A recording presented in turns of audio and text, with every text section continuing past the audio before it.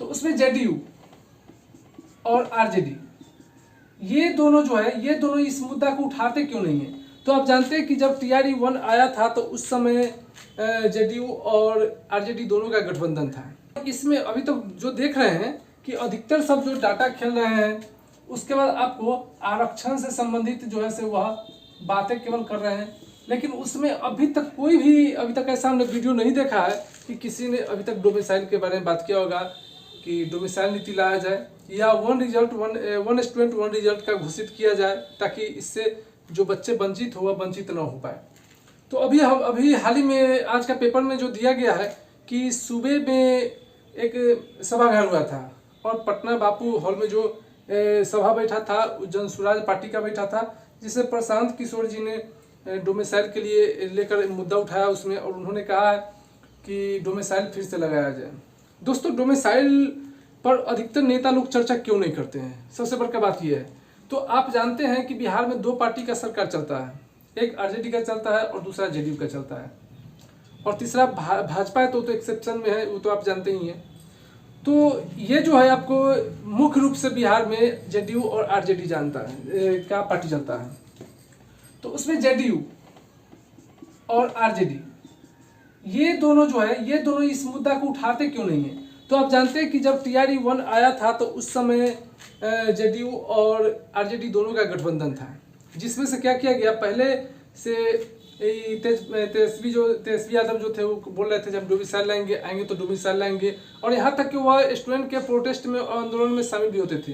लेकिन जब उनका सरकार आया तो उन्होंने ही क्या किया कि उन्होंने ही आपको डोमिसाइल जो नीति था इसको समाप्त कर दिया था और इसमें पूरा भारत के लिए खोल दिया था।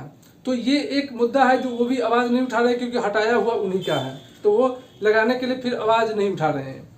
दूसरा बात यह है कि जेडीयू तो इसके विरोध में शुरू से ही है कि डोमिसाइल नहीं लगाना है। यदि इतना सोचना होता तो लोकसभा का इलेक्शन था, उसके बाद आपको अब विधान परिषद का इलेक्शन है, तो इसमें भी अभी तक कोई चीज़ नहीं सूझ रहा है कि क्या डोमिसाइल हटना चाहिए या नहीं हटना चाहिए, लगना चाहिए या नहीं लगना चाहिए।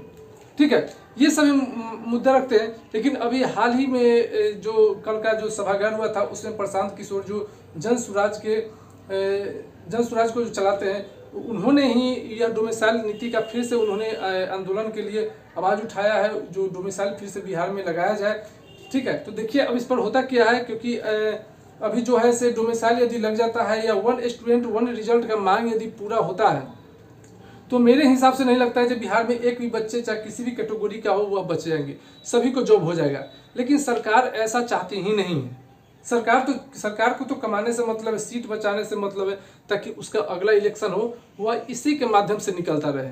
ठीक है, तो डोमिसाइल के लिए आप लोग मुद्दा उठाइए, बात उठाइए, और डोमिसाइल के लिए आप ट्विटर पर ट्रेंड कराइए। ठीक है, वन स्टूडेंट वन रिजल्ट का ट्विटर पर ट्रेंड कराइए, और ट्विटर का एक हमने लिंक अपना दे दिया है जहां से हम शिक्षक संबंधित कोई भी चीज़ होता है उसमें हम पोस्ट करते हैं, तो आप जाकर ट्विटर पर भी फॉलो कर लें। ठीक है, और यदि टेलीग्राम से नहीं जुड़े तो उससे भी जुड़ जाए, क्योंकि काफ़ी सारे जो नोट्स होते हैं या किसी प्रकार का न्यूज़ होता है हम वहाँ पर पोस्ट कर देते हैं। वहाँ पर जो है केवल BPSC टीचर ही जुड़े हुए हैं। ठीक है, तो जो भी अगला कोई भी मैटर निकल कर आता है, कोई बात निकल कर आता है, तो आपको इस चैनल के माध्यम से बता दिया जाएगा।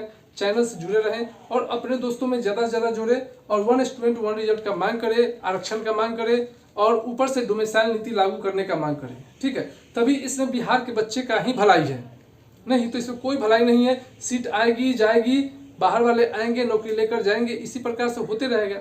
क्योंकि आप जानते हैं जब 50% आरक्षण था, 50% आरक्षण में से जब जातिगत जनगणना बिहार में हुआ तो उसको जातिगत के अनुसार से लेकर उसमें बढ़ा दिया गया, और उसको बढ़ाने के क्रम में क्या किया गया कि उसको बढ़ाकर 65% कर दिया गया, और 10% EWS के तो था ही, तो टोटल मिला के 75% आरक्षण हो गया।